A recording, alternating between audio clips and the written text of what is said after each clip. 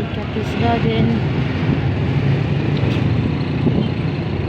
कितना रश है, लोग लाइन लगा